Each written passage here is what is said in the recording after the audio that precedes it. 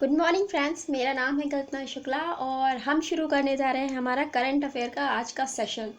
बहुत ही important questions हैं। आप सभी कॉपी पेन लेकर के रेडी हो जाइए और जो भी इम्पोर्टेंट आपको लगता है उसे नोट कर लीजिए और उसे रिवीजन करते रहिए। स्टार्ट करते हैं। आज है 16 जून और 16 जून से रिलेटेड जो भी इम्पोर्टेंट क्वेश्चंस हैं हम डिस्कस करने जा रहे हैं। तो हमारा जो आज का पहला क्वेश्चन है वो है कि आईसीसी टेस्ट रैंकिंग 2021 में कौन सी टीम पहले स्थान पर आ गई है। तो अभी हाल ही में आपने देखा होगा कि एक टेस्ट मैच चल रहा था भारत और न्यूजीलैंड के बीच में। तो ये मैच जो है, ये टेस्ट सीरीज़ है, ये न्यूजीलैंड जीत गई है। इसके बाद क्या हुआ है कि न्यूजीलैंड जब ये मैच जीती है, ये टेस्ट सीरीज़ जीती है, उसके बाद न्यूजीलैंड पहले स्थान पर आ गई है। हालांकि अगर देखा जाए रन के उस तुलना में तो रन जो है भारत के ही ज़्यादा हैं, लेकिन अगर हम बात करें यहाँ पर रैंकिंग की, यहाँ पर अंकों की, तो अंकों में न्यूजीलैंड भारत से आगे चल रही है और इसके आधार पर आईसीसी टेस्ट रैंकिंग 2021 में न्यूजीलैंड जो है वो पहले स्थान पर आ गई है। अब भारत कौन से स्थान पर आया है तो वो भी हम डिस्कस करेंगे। तो पहले इसके बारे में जान लेते हैं कि न्यूजीलैंड के अब 123 रेटिंग पॉइंट्स हो गए हैं, जबकि भारत के 121 पॉइंट्स हैं। इसके लिए भारत दूसरे स्थान पर आ गया है। भारत पहले स्थान पर था टेस्ट रैंकिंग में, लेकिन क्या हुआ है कि भारत के जो रेटिंग पॉइंट्स हैं वो थोड़े से कम हो गए हैं, 121 हैं और न्यूजीलैंड के 123 हो गए हैं। इसलिए भारत दूसरे स्थान पर लुढ़क कर आया है। लुढ़क कर आया मतलब न्यूजीलैंड ने उसे पछाड़ दिया है और वो पहले पे आ गया है और भारत दूसरे पर आ गया है। इस लिस्ट में ऑस्ट्रेलिया 108 रेटिंग अंकों के साथ में तीसरे स्थान पर है, जबकि इंग्लैंड 107 अंकों के साथ में चौथे स्थान पर और हमारा पड़ोसी पाकिस्तान जो है वो 94 अंकों के साथ 5वें स्थान पर है। तो हालांकि अगर देखा जाए टॉप 5 में पाकिस्तान भी आता है क्रिकेट में। मुझे ये नहीं समझ आता, ये लोग तो इतने ज़्यादा मैच खेलते भी नहीं है और यहाँ तो मैच का मतलब आप समझ सकते हैं भारतीय तो जो आईपीएल वगैरह भी खेलते रहते हैं, पता नहीं बेचारे कहाँ प्रैक्टिस करते होंगे लेकिन फिलहाल जो पाकिस्तान के क्रिकेटर्स हैं वो भी अच्छे हैं और रिकॉर्ड्स उनके भी बहुत अच्छे रहे हैं। तो अगर भारत और पाकिस्तान का कभी मैच होता है ना तो वो टक्कर का ही मैच होता है और सारे टीवी के आगे ऐसे बैठते हैं, फिर उसके बाद कई सारे लोगों का टीवी भी फूटता है। तो फिलहाल भारत पाकिस्तान का मैच बहुत इंपॉर्टेंट होता है। तो यहाँ पे आपको ध्यान रखना है कि जो टेस्ट रैंकिंग है, यहाँ पर टेस्ट रैंकिंग की बात चल रही है और टेस्ट रैंकिंग में न्यूजीलैंड जो है वो टॉप पर आ गई है भारत को पछाड़ करके और भारत दूसरे स्थान पर है, जबकि ऑस्ट्रेलिया यहाँ पर तीसरे स्थान पर हो जाती है। आपको इनके रेटिंग पॉइंट्स भी याद रखने हैं। 123 है न्यूजीलैंड के, 121 है भारत के और 108 है ऑस्ट्रेलिया के। टॉप 3 तो आपको याद ही रखने रहते हैं।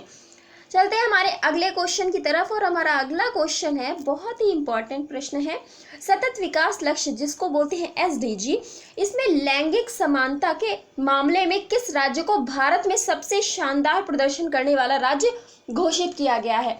लैंगिक समानता में इस राज्य ने बेहतर कार्य किया है। यहाँ महिला और पुरुषों के बीच में जो आप कह सकते हैं कि अंतर होता है उसको कम करने का प्रयास किया गया है। तो इसमें छत्तीसगढ़ जो राज्य है उसने बहुत ही अच्छा प्रदर्शन किया है और ये यहाँ पर टॉप पर हो जाता है। छत्तीसगढ़ राज्य टॉप पर हो जाता है। छत्तीसगढ़ जहाँ के मुख्यमंत्री भूपेश बघेल हैं और गवर्नर की बात करें तो अनुसुईया उइके यहाँ की गवर्नर हैं। तो हम छत्तीसगढ़ की बात करें जो कि छत्तीसगढ़ टॉप पर रहा है लैंगिक समानता के मामले में। एसडीजी इंडेक्स में भी कई सारे 17 गोल्स हैं, उन 17 गोल्स में भी अंदर देखा जाता है कि कौन से गोल्स को कौन सा राज्य ज़्यादा बेहतर ढंग से पूरा कर पाया है। तो उसमें लैंगिक समानता के मामले में अगर देखा जाए छत्तीसगढ़ बहुत ही अच्छा प्रदर्शन करके शीर्ष पर रहा है। और लैंगिक समानता में सबसे खराब प्रदर्शन किस राज्य ने किया है तो वो है बिहार, हमारा पड़ोसी राज्य बिहार। इसका प्रदर्शन बहुत ही खराब रहा है लैंगिक समानता के मामले में। तो आपको याद रखना, इस तरीके के प्रश्न आपसे पूछे जा सकते हैं। नेक्स्ट क्वेश्चन है, विश्व बुजुर्ग दुर्व्यवहार रोकथाम जागरूकता दिवस निम्न में से किस दिन मनाया जाता है। विश्व बुजुर्ग दुर्व्यवहार रोकथाम जागरूकता दिवस मतलब जो भी बूढ़े लोग हैं, वृद्ध पर्सन्स हैं, जो भी वृद्ध लोग हैं, उनके खिलाफ जो होने वाला दुर्व्यवहार है उसको रोकने के लिए ये दिवस मनाया जाता है ताकि लोगों को जागरूक किया जा सके और उनके प्रति जो होने वाला दुर्व्यवहार है उसको समाप्त किया जा सके। क्योंकि कई सारे लोग ऐसा होता है कि जो बूढ़े लोग होते हैं या बुजुर्ग लोग होते हैं उनको घर से निकाल देते हैं, उनके साथ गलत व्यवहार करते हैं। तो ऐसे में क्या होता है कि उनको भी संरक्षण देने की अभी ज़रूरत नज़र आ रही है। तो इसीलिए आपने देखा होगा वृद्ध आश्रम खोले जाते हैं। तो ऐसी नौबत नहीं आनी चाहिए कि जिन्होंने आपको पाल करके बड़ा किया है आप उन्हीं को घर से निकाल दें। तो ये तो आपकी बहुत ही तुच्छ मानसिकता होगी, और ऐसी मानसिकता वाले लोगों का मुझे नहीं लगता समाज में रहना भी अच्छा होता है। तो आपको ये याद रखना है, विश्व बुजुर्ग दुर्व्यवहार रोकथाम जागरूकता दिवस 15 जून को मनाया जाता है। बहुत ही इम्पोर्टेंट दिवस है। 15 जून को हम विश्व बुजुर्ग दुर्व्यवहार रोकथाम जागरूकता दिवस मनाते हैं। नेक्स्ट क्वेश्चन की तरफ चलते हैं। हमारा अगला प्रश्न है कि माई लैब डिस्कवरी सॉल्यूशंस ने निम्न में से किस अभिनेता को अपना ब्रांड एम्बेसडर नियुक्त किया है। ये माई लैब डिस्कवरी सॉल्यूशंस है, इसने एक अभिनेता है जिनको अपना ब्रांड एम्बेसडर बनाया है, और ये हैं अक्षय कुमार। हर जगह सोनू सूद नहीं हो सकते ना, तो अक्षय कुमार को इन्होंने अपना ब्रांड एम्बेसडर नियुक्त किया है। अक्षय कुमार भी वैसे देखा जाए सामाजिक कार्यों में बहुत ही आगे रहते हैं, और एक इनका जीवन शैली बहुत ही अच्छी बताई जाती है। तो माई लैब डिस्कवरी सॉल्यूशंस ने अपना ब्रांड एम्बेसडर जो है वो अक्षय कुमार को नियुक्त किया है। सोनू सूद की अगर हम बात करें तो सोनू सूद जो है पंजाब में जो टीकाकरण कार्यक्रम हो रहा है उसके ब्रांड एम्बेसडर बने थे। पंजाब में जो टीकाकरण कार्यक्रम शुरू किया गया था तो वहाँ पर जो बने थे ब्रांड एम्बेसडर वो बने थे सोनू सूद। तो सोनू सूद को आपको याद रखना है। और अजय देवगन को तो आपने ऐड में देखा ही होगा, तो ये तो आते ही रहते हैं ऐड में एवरी डे। आप अगर न्यूज़ चैनल देख रहे होंगे तो इनका ऐड तो आता ही होगा 100%। तो फिलहाल चलते हैं आगे नेक्स्ट क्वेश्चन की तरफ, और हमारा अगला प्रश्न है निम्नलिखित कथनों पर आपको विचार करना। और ये प्रश्न बहुत ही इंपॉर्टेंट है क्योंकि इस तरीके के प्रश्न आपसे पूछे जाते हैं। तो पहले इसमें जो कथन है वो है तुलु भाषा को संविधान की 8वीं अनुसूची में शामिल करने की मांग की जा रही है। कर्नाटक और केरल में इसे आधिकारिक भाषा का दर्जा दिए जाने की मांग तेजी से फैल रही है। कहाँ पर? कर्नाटक और केरल में। नेक्स्ट है इसमें जो तीसरा कथन है वो है तुलु एक द्रविड़ भाषा है जिसे मुख्यतः कर्नाटक के 2 तटीय जिलों दक्षिण कन्नड़, उडुपी और केरल के कासरगोड जिले में बोला जाता है। तो अब आपको तुलु भाषा पर थोड़ा सा इस समय ध्यान देने की ज़रूरत है क्योंकि चर्चा का विषय बनी हुई है। लगातार इसको 8वीं अनुसूची में शामिल करने की मांग तेजी पकड़ रही है। तो आपको फिलहाल बताना है यहाँ पर कौन सा कथन सही हो जाता है। तो ये तीनों के तीनों कथन बिल्कुल सही हैं, कोई भी इसमें मैंने मिस्टेक्स नहीं करी है ताकि आप लोग सीख सकें। तो इसमें जो पहला कथन है आपको एक बार फिर से पढ़िए इसे, कि जो तुलु भाषा है उसे संविधान की 8वीं अनुसूची में शामिल करने की मांग की जा रही है। तुलु एक बहुत ही डेवलप्ड भाषा है, आप कह सकते हैं द्रविड़ परिवार की एक बहुत ही विकसित भाषा है। और तुलु भाषा की अगर हम बात करें तो इसे 8वीं अनुसूची में शामिल करने की मांग की जा रही है। 8वीं अनुसूची जिसमें 22 भाषाएं हैं। 8वीं अनुसूची में कितनी भाषाएं हैं? तो 22 भाषाएं हैं इसमें। दूसरा, कर्नाटक और केरल में इसे आधिकारिक भाषा का दर्जा दिए जाने की मांग तेजी से चल रही है। तो कर्नाटक और केरल में मलयालम बोली जाती है और कर्नाटक में कन्नड़ बोली जाती है। इसके साथ साथ यहाँ पर इंग्लिश भी बोली जाती है। तो अब यहाँ पर आधिकारिक भाषा के तौर पर तुलु भाषा को दर्जा दिए जाने की मांग की जा रही है। ये भी कथन सही है। और हमारा तीसरा कथन भी बिल्कुल सही है कि तुलु एक द्रविड़ भाषा है जिसे मुख्यतः कर्नाटक के 2 तटीय जिलों जिसका नाम है दक्षिण कन्नड़ और उडुपी और इसके साथ साथ केरल के कासरगोड जिले में बोला जाता है। तो बहुत ही इंपॉर्टेंट प्रश्न है, इसे आपको याद रखना है। ये तीनों के तीनों कथन बिल्कुल सही हो जाते हैं। इसके बारे में अगर हम जानना चाहें तो वर्ष 2011 की जो जनगणना हुई थी उसके अनुसार भारत में तुलु भाषी लोगों की संख्या लगभग है 18,46,427। 18,46,427 लोगों द्वारा बोली जाने वाली ये भाषा है, इसकी संख्या ये निकल करके आई थी।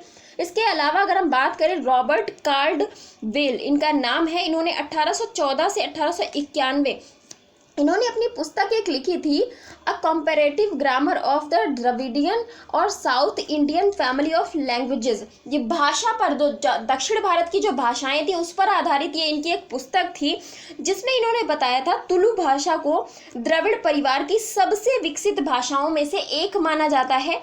और ऐसा इन्होंने बताया था कि ये द्रविड़ परिवार की जितनी भी भाषाएं हैं उनमें से सबसे विकसित भाषा में से एक है।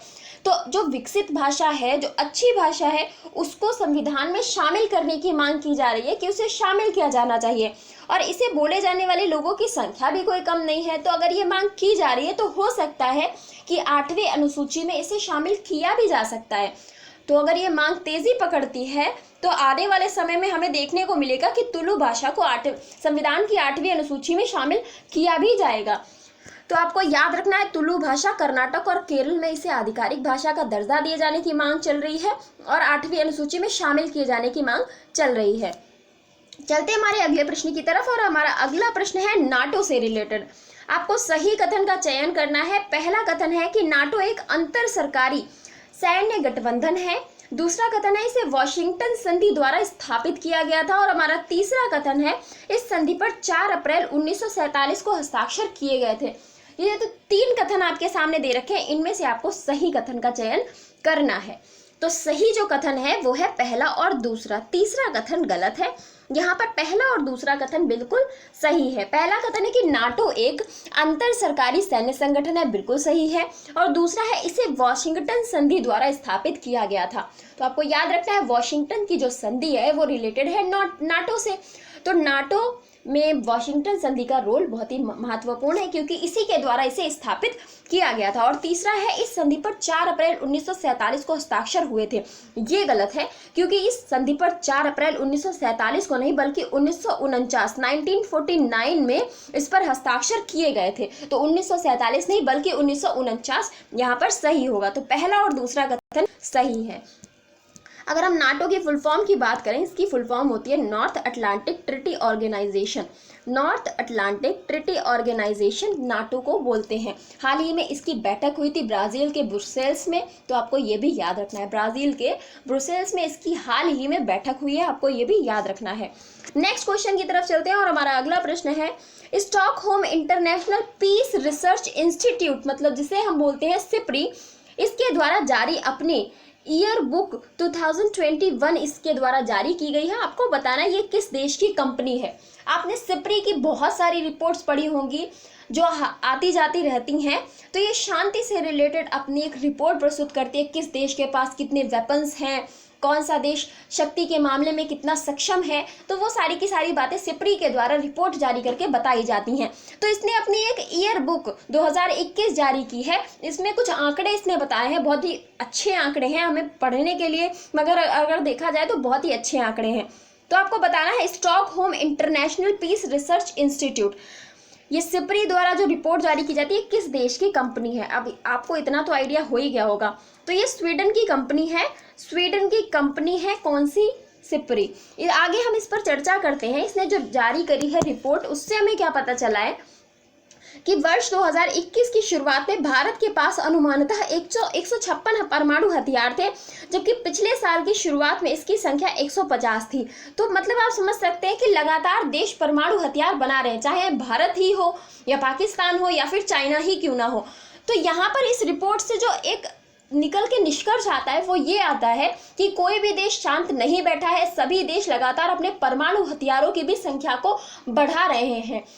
जबकि अगर देखा जाए तो परमाणु हथियारों के प्रयोग पर अचानक से आप प्रयोग नहीं कर सकते हैं, क्योंकि कई सारी ऐसी ट्रीटीज हैं जिनके तहत देश बंधे हुए हैं कि कोई भी हम पहले अपनी तरफ से परमाणु हथियार का यूज नहीं करेंगे। ऐसी भी ट्रीटी है कि हम पहले इसे यूज नहीं करेंगे। तो आप देख सकते हैं कि ऐसी ट्रीटी होने के बाद भी परमाणु हथियारों का बनना बंद नहीं हो रहा है। लगातार देश अपने परमाणु हथियारों की संख्या में बढ़ोतरी कर रहे हैं।